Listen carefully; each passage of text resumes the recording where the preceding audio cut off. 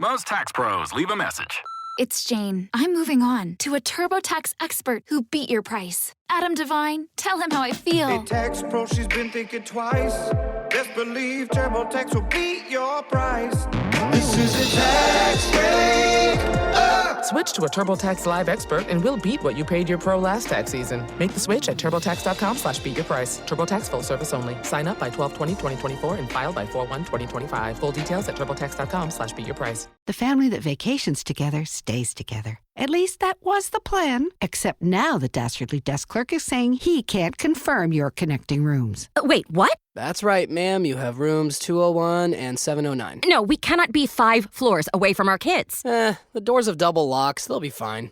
When you want your connecting rooms confirmed before you arrive, it matters where you stay. Welcome to Hilton. I see your connecting rooms are already confirmed. Hilton, for the stay. There's no better feeling than a personal win, and the State Farm Personal Price Plan can help you do just that. Talk to a State Farm agent today to learn how you can bundle and save with the Personal Price Plan. Like a good neighbor, State Farm is there. Prices are based on rating plans that vary by state. Coverage options are selected by the customer. Availability, amount of discounts and savings, and eligibility vary by state. This is Desmond Child, and I'm back again on my weekly mixtape with Brian Colburn to talk about more songs from throughout my career. Enjoy the show.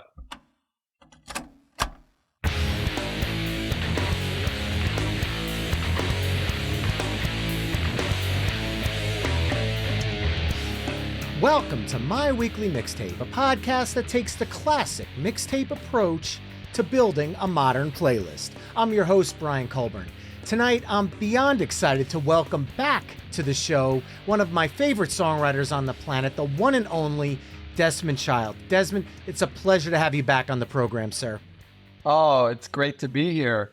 Now, back on episode 54, you and I dove into a lot of songs from your arsenal of chart-topping hits, and we also talked a lot about your memoir, Livin On A Prayer, Big Songs, Big Life.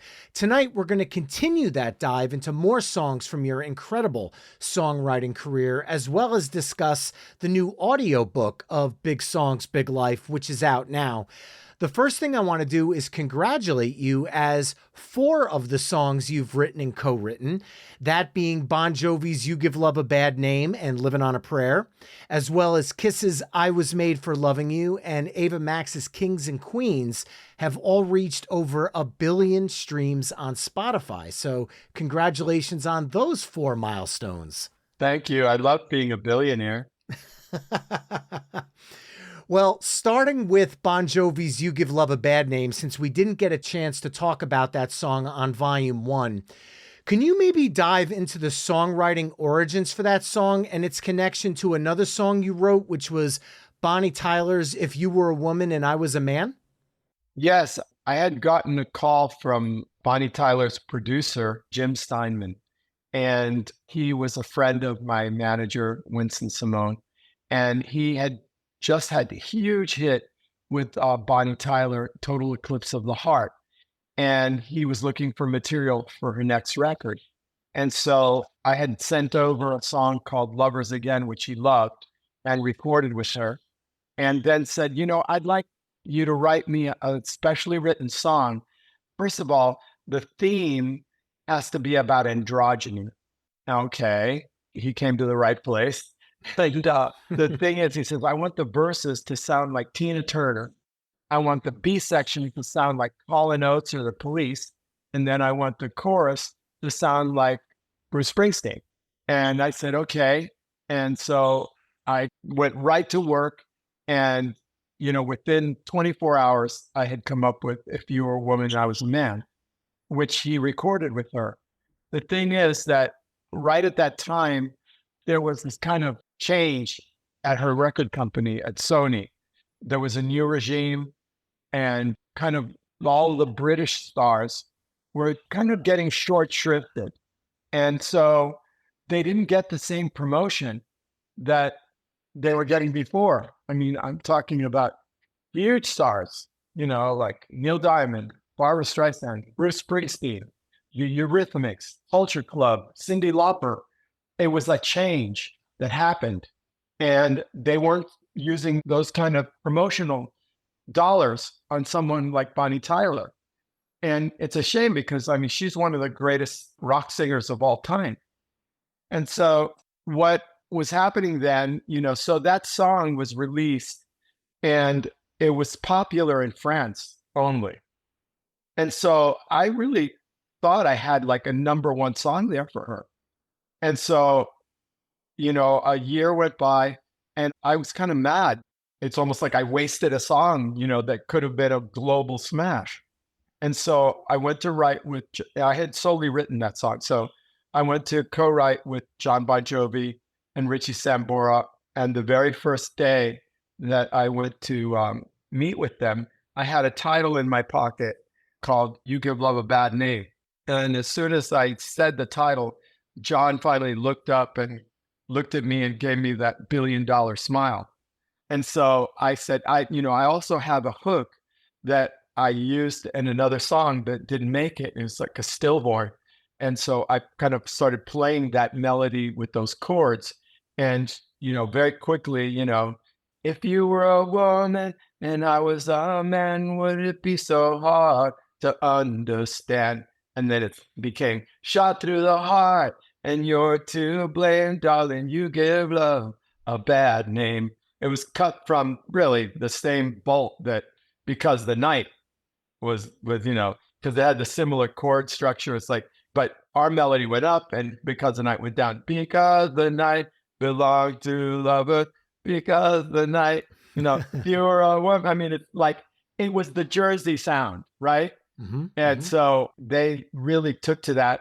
And also I had been obsessed with two songs around that time. One was Billie Jean by Michael Jackson. And the other one was These Dreams Are Made of This by the Eurythmics. And they both had the very similar undulating bass line that I also used on Bonnie Tyler's song, it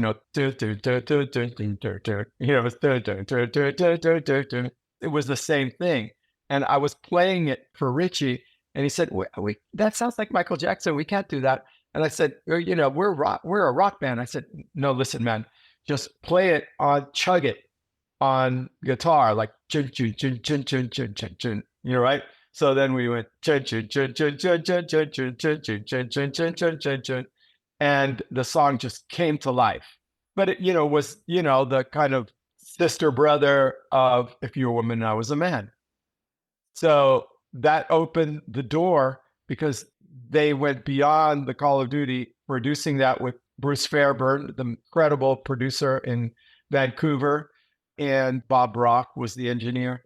And they also did Livin On A Prayer, all for this album called Slippery When Wet, which is now, I think we're coming to is it already the 40th anniversary? I don't know. It will be in a few short years. But the album just made Bon Jovi the biggest stars in all the world. So then after that, in more recent times, the original song, If You Were a Woman and I Was a Man, was interpolated by Ava Max. If all of the kings put their queens on the throne, we would pop champagne and make a toast.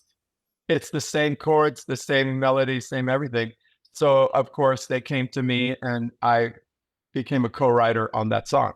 The family that vacations together stays together. At least that was the plan. Except now the dastardly desk clerk is saying he can't confirm your connecting rooms. Wait, what? That's right, ma'am. You have rooms 201 and 709. No, we cannot be 5 floors away from our kids. The doors have double locks. They'll be fine. When you want your connecting rooms confirmed before you arrive, it matters where you stay. Welcome to Hilton. I see your connecting rooms are already confirmed. Hilton, for the stay. Listen in.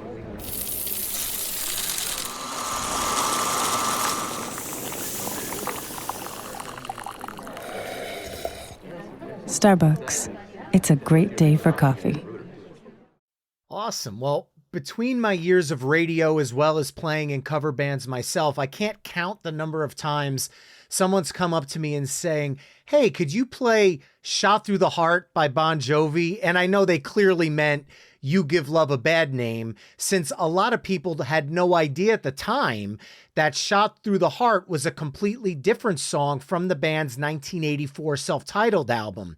Yeah. Growing up, I had heard the first two Bon Jovi albums because of my older cousins who were into the band being from New Jersey. I simply assumed that the Shot Through the Heart lyrics in Bad Name were a wink, wink, nudge, nudge, if you know, callback to that first album. Was that the case? Well, no, I think for him, it was more like he threw it in saying, I know this is a great hook, Shot Through the Heart. And so he had said, that I wrote a song with that title, but I want to use it in this song. So, it's like we were finding, bits and pieces from different songs, that we had written and just made, kind of Bride of Frankenstein. Another example of that was the double callback in Aerosmith's classic What It Takes from 1989's Pump. The line, girl, before I met you, I was F-I-N-E fine, but your love made me a prisoner. Yeah, my heart's been doing time. Calls back. Which I co-wrote both, Fine and Heart's Doing Time. Yes. Now, since What It Takes was the closing song on Pump, was that lyrical section meant to be kind of the stamp at the end of like the Permanent Vacation / Pump era? I think you're thinking too deeply into it. I have a tendency to do that. Yeah. That would be so cool. Like, a Paul is dead kind of like theory, with it. But no, I think it was just one of those things, it was just another song. And Stephen likes to, repeat certain things. Like he always is going, when he can't think of lyrics, he always goes, yabba dabba dabba dabba dabba, like that. And so my nickname for him is Yabba Dabba, yabba dabba do, and like yes. Fred Flintstone, right?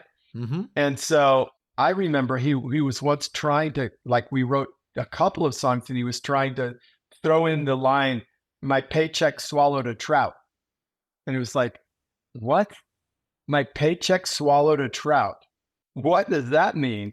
And he said, I just think it sounds cool. And then, ultimately he put that in a song that he co-wrote with somebody else, and I said, there it is. There it goes. My paycheck swallowed a trout. What is that? Well, having written dozens of songs with both Bon Jovi and Aerosmith, are there any songs that maybe weren't released as singles, album tracks, if you will, that you look back and wonder why the song wasn't released as a single? Because for me personally, when I hear tracks like Bon Jovi's Blood on Blood from New Jersey or Aerosmith's Ain't That a Bitch from 9 Lives, I immediately think, how were these not hit singles on the radio? I don't know. It's like one of those things, certain songs take priority and then the promotional dollars run out or their wick of promotion runs out. I mean, I got so lucky with Waking Up in Vegas because I co-wrote that with Katy Perry and Andreas Carlson. She was between record deals. She had been in The Matrix as the lead singer there. And then right before she got a deal at Columbia Records with Steve Greenberg, one of our great friends. So we wrote Waking Up in Vegas. And so she went on to Columbia, and that was the lead song that would have been her first single. But then Steve Greenberg got fired from Columbia, and they let go of his 3 acts. Want to hear who they were? Yeah, of course. Fountains of Wayne, Katy Perry, and the Jonas Brothers. Wow. They just cut those 3 bands loose.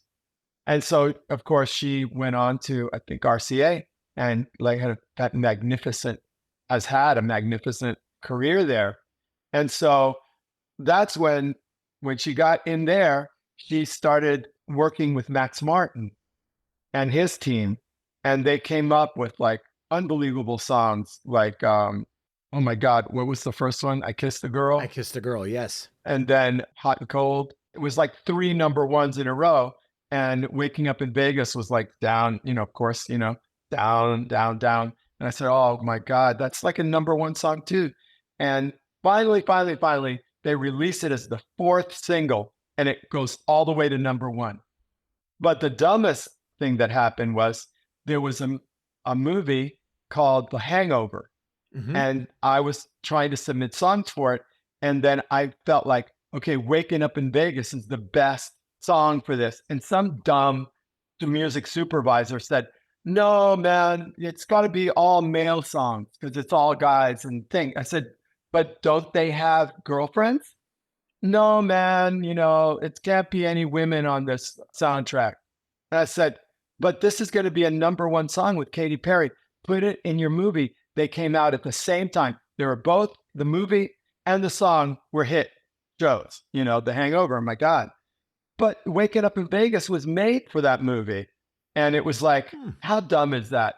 Because then the cross promotion would have been fantastic on a global scale. Yeah. But, what can I do? I can't control everything. But I can't complain that I also didn't lose because it became number one anyway. There you go. And while we were talking about Aerosmith, on episode 54, you and I talked about Dude Looks Like a Lady and Angel from Permanent Vacation. But I'd like to talk about another song you wrote during those sessions, which was their future smash hit, Crazy. Even though it was written during the Permanent Vacation cycle, it was held through the Pump cycle and then finally released on Get a Grip. And I've read that the band did that so they could quote unquote spread out their ballads. From your knowledge, was that actually the case there? Maybe. I mean, Steven always had this kind of slight resentment that people like me and Diane Warren were like pop writers, kind of like entering the sacred circle of rock, that they feel they lived in and we did not. And the biggest song they ever did was I Don't Want to Miss a Thing. They weren't able to do a show without that song, and it came from a movie. And that's how they justified in their head. They were not co-writers on it. It was all Diane Warren. That song should have won the Oscar, but some Disney ditty, they outspent whatever, and she didn't get it. She still has it. She's on her 60th Oscar nomination. And even Steven was kind of slagging her a little bit in People magazine, just like, well, she's a pop writer, whatever, we just did it for the movie. I mean, it's not our kind of music. I mean, and so, when I came into the picture, they had done an album called Done with Mirrors. Yes. And it was, received kind of disappointingly. And so John Claudner, their epic A&R guy, forced me into their circle. They didn't want it.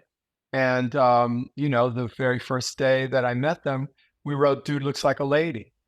But even then, Steven in his autobiography was slagging me, saying, well, he didn't really write anything on it. Maybe just a few little words. I don't even know why his name's on it, and he described me.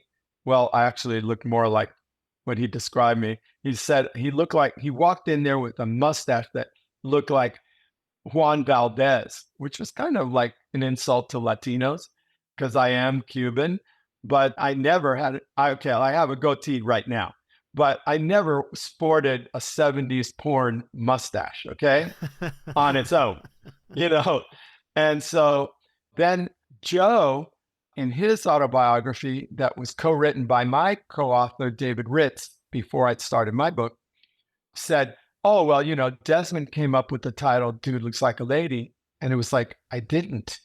That was Steven's title. They both had it wrong. And so I was like, So in my book, I set the record straight. And then Steven came over to my office a couple of years ago, and I sat him down and said, okay, look, this is how it went down, right? And he looked off into space and he said, yeah, I like your story better than mine.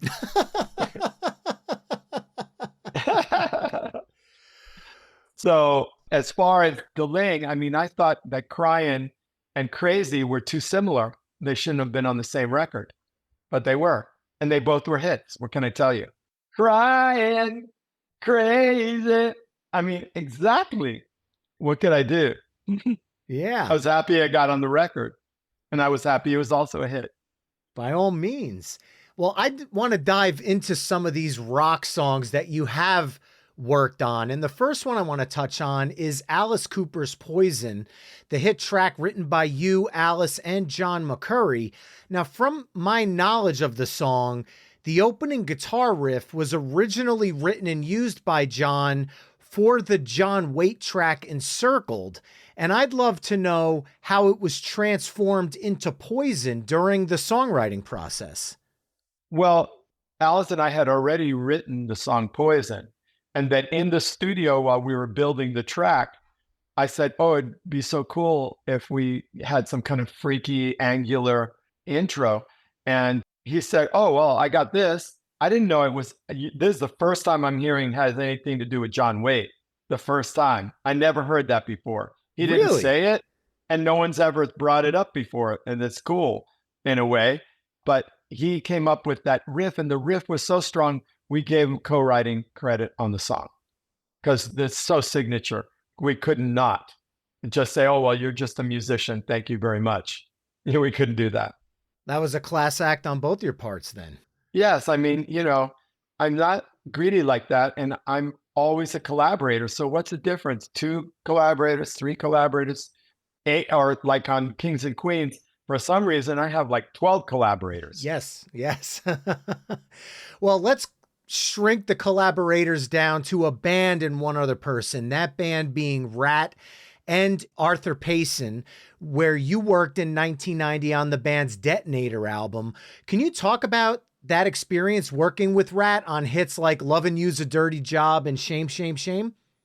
Now, was I a co-producer on that, or was I the executive producer on that album? You were the executive producer. Apologies. I don't know what happened because I was working on my own album, Discipline, and then they kind of asked me to come and produce that record. And I said, well, I have to promote my own record, which was like a 2-year operation. I wasn't successful, but, I was going to give it my last shot. I was already like 41 years old. So I wrote all the songs except for one of them. But I did, kind of tweak that song with them for the record. And it was a kind of difficult time for them because, King was going through a lot and then he finally died. And so Arthur was my engineer, and Arthur had a family, they had moved to California when I did to continue working with me. So they were living in New York, and they lock, stock, and barrel moved to California. And then I was like, well, why doesn't Arthur be the producer and I'll be the executive producer? And so that's how we worked, because I wanted to make sure that Arthur was still being employed, because I felt, very responsible for his family moving there. And I was going to be out of commission for 2 years. So we did that with Kane Roberts. We did that with this New Jersey band that played a song of mine, Timeless Love, on the Shocker soundtrack. Soraya, yes. Kane Roberts, Ratt, and there was like another record. Oh, Mitch Malloy also. So that kept Arthur busy for the next 2 years, engineering and producing those records. And I was co-writing when I could and contributing songs, and then, kind of sometimes serving as an executive producer. Well, we talked about your work with Joan Jett on Volume 1 at a little bit of a higher level, but I'd like to dive a little bit deeper into your work with her, as I Hate Myself for Loving You and Little Liar are 2 of my absolute favorite songs from across her discography. Having produced I Hate Myself, I've always wondered how Mick Taylor from the Rolling Stones came on board to play guitar solo on that track, and I'd love to hear what you felt he brought to the song. Well, he brought his name and his credibility. And, that was important for her at that moment, for the press and to say, yeah, And so I think we had a solo on there by Ricky Burt, and then we switched it. And, it came out great. I mean, I think it sounds really wonderful. But, everybody would know he goes there. Everybody was just willing to do whatever it took to make Joan like explode because it was her time. And I want to dive into that a little bit because Little Liar was a song where Joan was being very open and raw and vulnerable in the track, which is a bit of a pivot from her Bad Reputation days. Was that something that you and her were looking to achieve with that song? With Joan, she's an instinctual person. There wasn't a lot of intellectual talking about ideas. It was just like the song just kind of wrote itself in a way. And I'm sure that she had had experiences in her life that she related to the lyric, but of course I knew nothing about her personal life. And so, usually I can get all the artists I work with to be little chatty Cathys and tell me everything, because I usually I'm writing, surreptitiously writing down what they're saying. And then when we finally get around to the songwriting, I said, well, when you were talking, you said this line. It's like, okay, did I? Okay. And so that always can open a door into a kind of more authentic lyric. But Joan is very mysterious person. I saw her recently at the Ryman, got to see her again since 2000. I hadn't seen her in person since 2008 when I was inducted into the Songwriters Hall of Fame, and she inducted me. And so she was so gracious, and she wrote the most beautiful introductory speech. So I hadn't seen her since then. And it was just so wonderful to see her on stage. And, she looked like she was 16 years old. I mean, she just looked fantastic. Her body's incredible, her movements, and just the way she spoke to the audience was very giving and funny. And it was a spectacular show. So I just adore her. And we were so kind of lucky too that it was originally Monday Night Football, and then they became Sunday Night Football. And so I worked on interpolating those lyrics into, Can't Wait for Sunday Night or whatever it turned out to be, right? Waiting all day for Sunday night. For Sunday night. Yeah, waiting all day for Sunday night. And so that song was sung by Faith Hill, Pink, Carrie Underwood. And then Carrie decided to write her own theme, and it lasted a couple of years. And then by popular demand, it went back to the other theme, And so then just last year, Dolly Parton recorded the song featuring Joan Jett. And so I got a call from Dolly's office that she's got a gold plaque waiting for me over there for me to pick up. So I'm hoping it can work out that I could, I can have a picture of her handing it to me. But we talked a little bit about Dolly, me and Joan backstage, and she are wonderful. She felt working with her. I mean, that's a real star, like Dolly Parton, and the good kind. So generous, so humble, and self-effacing, and she doesn't take herself so seriously, which she always makes people feel good and comfortable. And she's also been a tremendous supporter of LGBTQ rights, and in kind of a Southern world where it's been going in the opposite direction. So it's wonderful that somebody of her stature is handing out hope, putting out hope out there for young LGBTQ kids that look up to her, they're in their small communities and afraid to come out, or, just feel like outcasts. And she just brings them all in. And I just love that about her. And that's why Dolly's a national treasure. Well, with all of the news of Mike Portnoy being back in the Dream Theater fold and their upcoming album and tour, I'd like to touch on the song you co-wrote with the band in 1997, You Not Me, for their Falling Into Infinity album. Was that your first foray into writing progressive rock? And what did you take away from that experience? Well, it was kind of weird because I just wrote with him and it was just me and him.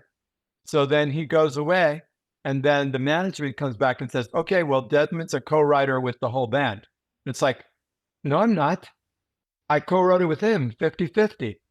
And so we struggled for that for a long time. I don't know what the credits say, but, I got half the song because I did my work, and so sometimes bands are weird like that, where, the other members who aren't writers want credit because that's their income. See? So, I think that, Aerosmith worked it out the best because it's like Steven and Joe are the main writers. Sometimes they're collaborating with other people separately, like Joe wrote Hearts on Time with me and Steven wrote Angel with me without Joe. But the other members of the band had an equal piece of the publishing because of their musical contributions. But, fighting, over, pieces of songs, is terrible because it's business. Maybe you could say, okay, the publishing is business, but the songwriting, that's different, because why take credit for something that you didn't do just to get a piece of something so that you get more money? And it's always because the lead singer usually is writing the songs, and then usually with the other star, which is the lead guitarist. And so that's what happened with Dream Theater. And so he never came back to write more, maybe because it was kind of, I didn't do what they said, what they wanted. And, it was like one of those things where, it wasn't even in my world, and they sought me out. Just maybe he did just because he thought, well, why not? But we did come up with a good song, That's so a great song. Yeah. That's that. And it's a shame that we didn't continue our writing relationship over a business matter. But if you're going to do something like that, you have to say it up front. And I would have said, okay, well, look, if you want to split the credit, fine. But guess what? I still have 50 and you split your 50 with them. Like I said, Aerosmith did it the best because they all shared on the publishing side. Well, I would certainly catch flack from the My Weekly Mixtape Kiss fans if we didn't touch on a few more songs that you co-wrote with them. And I'd like to take a look at the pair of singles you worked with the band on their 1988 compilation, Smashes, Thrashes, and Hits. The songs Let's Put the X in Sex and You Make Me Rock Hard, the latter of which was co-written with Diane Warren, someone we talked about earlier. Now, Paul Stanley recorded both of those tracks on his own in 1988. Were those songs written with the Smashes, Thrashes, and Hits track listing in mind? Because a lot of the songs on that compilation kind of pull from that same vein and that same mindset, even some of the songs they remixed from the earlier albums.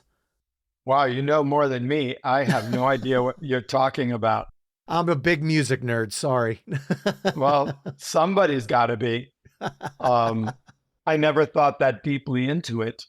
And Let's Put the X in Sex. I just love that song. And You Make Me Rock Hard.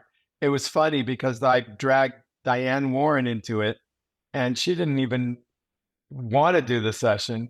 I said, come on, Diane, you can do this. It's Kiss? I don't know anything about rock music. What are you talking about? Come on. And so we had coffee before we went into the session. I said, well, let's walk in with a title. And, we came up with You Make Me Rock Hard, which is a double entendre. You make me rock hard or rock hard, but we said it like, let's just throw out there as a joke, as, an icebreaker. And Paul looked at us and said, I like that. And we looked at each other like, you're kidding me. That's like one of the worst titles ever written.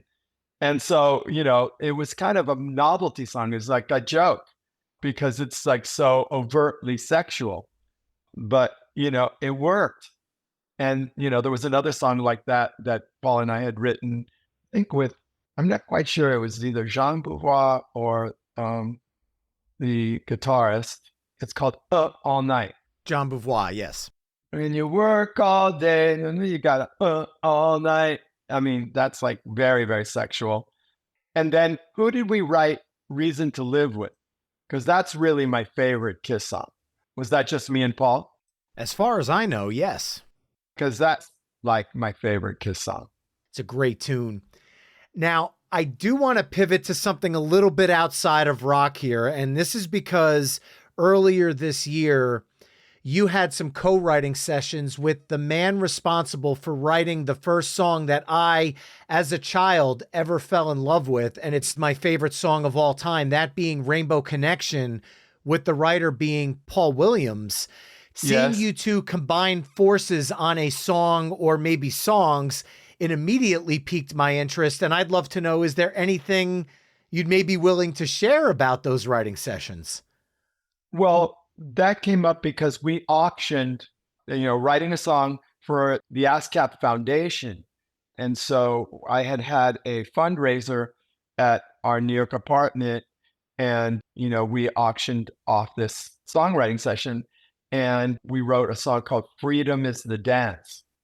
And it's such a beautiful song. And the person who bought the session, I mean, they're not co-writers or own the song or anything, but they donated big money so that we would write this song. And he wanted it to have a theme about being an immigrant coming to this country because he came here from the Philippines. There's two versions of the song, the one that's more kind of about that story. And then we wrote a second version that was just more like the rest of the song. And so we said, okay, well, we're going to have to do it again for the next ASCAP Foundation auction. And I said, okay, great, but I want to write a song for Barbra Streisand with you, So we'll see what happens with that. Well, I'm not sure many people know this. And if you thought I was a nerd before, this certainly isn't going to help my cause in any way, shape, or form. But you, like Paul Williams, have also written a song for the one and only Kermit the Frog, as you co-wrote the track Everyone Matters with David Sigerson for It's a Very Merry Muppet Christmas Movie in 2002, with that song receiving an Emmy nomination for Outstanding Music and Lyrics. Is there a different mindset involved when you write a song for a quote-unquote character such as Kermit the Frog versus when you write with or for a band or artist?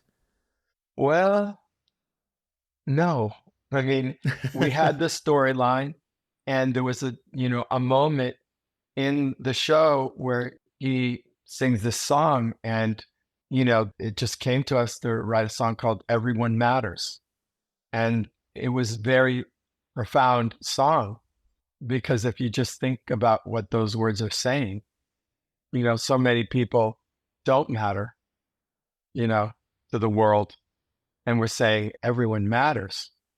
Everyone has a soul, and everyone, deserves respect. Mm-hmm. And so, I was so pleased that we got it. I got my first Emmy nomination for writing that song. And it was very cute because Jim Henson had already passed away. So the guy that took over his voice came to the studio in Miami, straight long hair, like real hippie type. And he got behind the mic. And that was the only time ever that our studio, which was very small, got packed. Like 50 people came to see that session. Like the word went out, and everybody from down the street, the other studios, they all came running to hear him sing it. And it was like amazing how he just like got in front of the mic. Okay, everything okay. And then he kind of did a little cough, and then he went into the Kermit voice. And it was like, wow. It was like goosebumps how it came to life. But he told us a sweet story. He said that he had gone to Royal Albert Hall for a command performance of the Queen of England, and lined up on the stage were all the people that performed that night. Sir Paul McCartney, Sir Rod Stewart, all these people were all lined up, the biggest stars of all time. And Kermit was there, and he was on somebody's shoulder, right? And so she's walking by kind of coldly, kind of like nodding her head. And then she stops, looks at Kermit and says, "And you're here too." Like she became like a little girl. How cute is that? That's amazing. Totally broke her spell of being the monarch, and she became a little girl. I just love that story so much. Well, tonight we've been talking about songs you've written for and with other artists and characters, but I'd like to take a moment to talk about a song you wrote for yourself, because Desmond Child Rouge's new single, Unpredictable, dropped earlier this year. Was there ever a, should I pass this on to another artist or keep it for myself moment for you when you were writing this track? Well, Desmond Child Rouge, we started performing again, at different tributes to Laura Nyro, who was our biggest influence and idol. And everyone said, oh, you guys are so great. And, why don't you do more stuff? So I did a solo show at Lincoln Center, and they came on and we sang a couple of Laura Nyro songs. And we just said, well, let's start making records again. No pressure, no nothing. And we did Unpredictable. We have 2 more already in the can. And we're also working on a Laura Nyro tribute album. We have 4 songs recorded. And it's hard because everybody lives somewhere different. Miriam lives in upstate New York. I live in Nashville. Maria Vidal lives in California. And Diana Griselli lives in the western part of Virginia, the state of Virginia.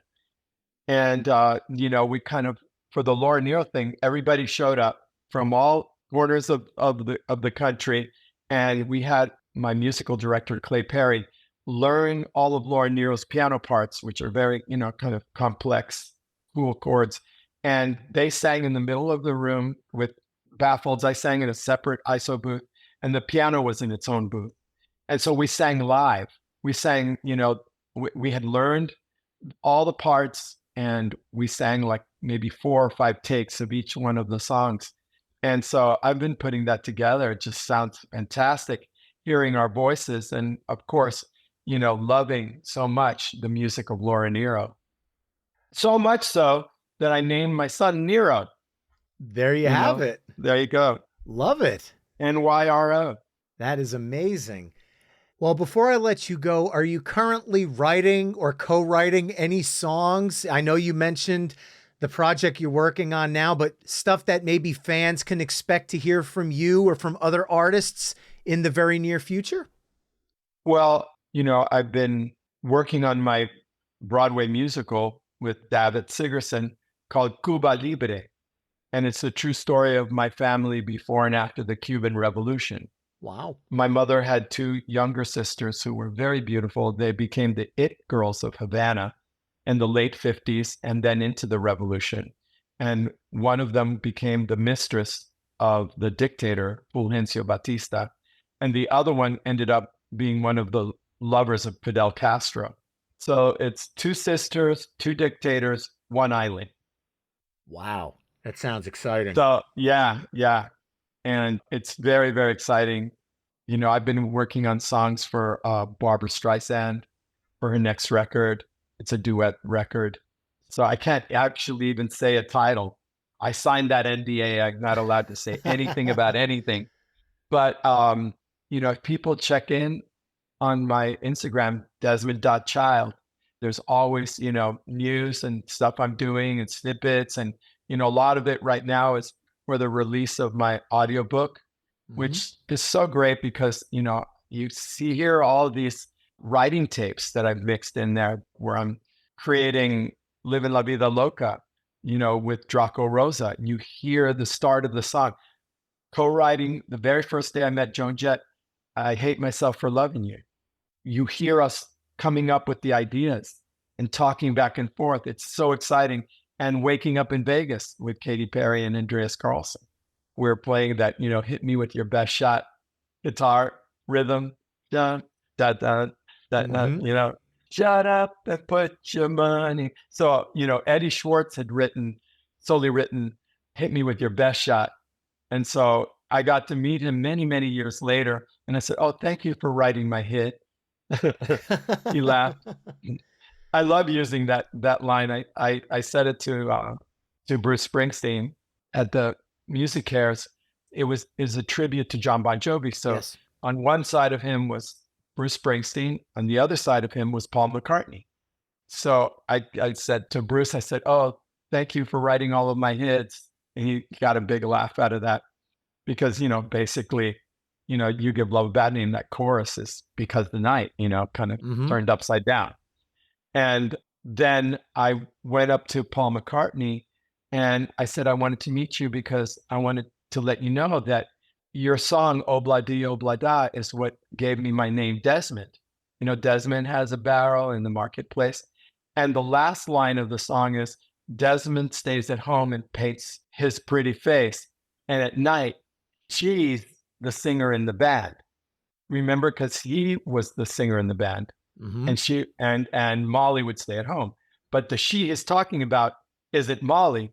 The she's talking about is Desmond. Yes. After he paints his pretty face. And he looked at me and he said, the cutest thing, he said, I always wondered if people understood that Desmond was gay. And I said, I understood. And that's why I named myself Desmond. You know, it was so cute. And so I gave him my phone and he shot the selfie of me and him together. How cool is that? That is legendary. Yeah, like how cool is that to be able to say photo by Paul McCartney?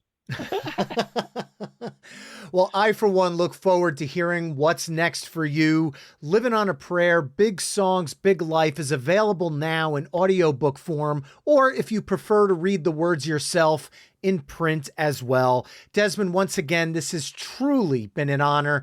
Thank you so much for joining me again on My Weekly Mixtape. Oh, thank you so much. It's an honor, and call me anytime. And to those listening, remember, you can find My Weekly Mixtape on almost all the social media haunts at My Weekly Mixtape. You can also head to myweeklymixtape.com to check out the full catalog of My Weekly Mixtape episodes. And if you like what you're hearing on the show, you can help me out by either telling a friend, leaving the show a 5-star review wherever you're tuning in, or becoming a Patreon mixtaper at patreon.com/My Weekly Mixtape. There you can enjoy ad-free episodes of the show, become a future guest, chime in on future episode topics, and so much more. That's all for this week. Thanks again for listening, and until next time, enjoy the tunes.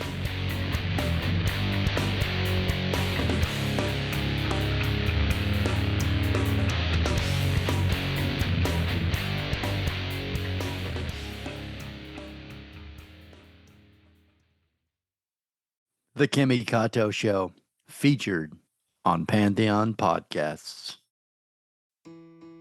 The Kimi Kato Show is a weekly exploration of Japanese pop culture in all its facets. Kimi and Jeremiah, as hosts, delve into various aspects of Japanese culture, including music, food, fashion, and film, offering listeners a comprehensive and entertaining look at what makes Japanese pop culture unique and intriguing. It is your invitation to Japan. Hey everybody, I'm Dan. I'm Doug, we're in the band Hoobastank. Hi, I'm Takato Miyake, working for Suntory Global Spirits. Hello, I'm Sincere from Yusenke. Hello guys, this is Masata Kumi. This is Chris Hart. Hi, I am Sugizo. You are listening to Kimi Kato Show. Thank you. Kimi Kato Show is brought to you by Evolve Entertainment Network, Pantheon Podcasts, and Radio Candy Media.